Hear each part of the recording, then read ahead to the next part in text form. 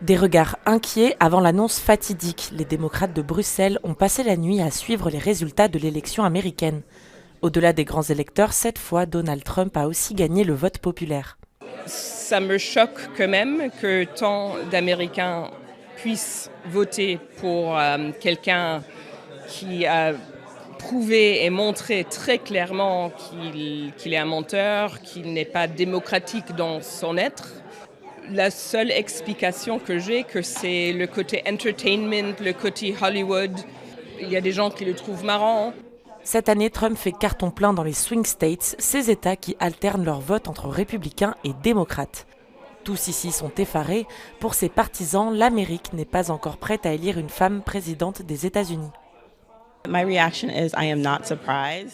Je ne suis pas surprise. C'est quelque chose qu'ont toujours fait les États-Unis, de faire passer la suprématie blanche avant le bénéfice de tous. En tant que femme noire, c'est vraiment décevant pour moi de voir une autre femme noire perdre alors qu'elle est la plus qualifiée. Même si tu luttes de ton mieux, même si tu as une éducation plus élevée, ce ne sera jamais assez. Victoire des grands électeurs, victoire du vote populaire, mais aussi victoire sénatoriale. Une chose est sûre, cette réélection sera sa dernière. La Constitution américaine interdit à un président d'être élu plus de 2 fois.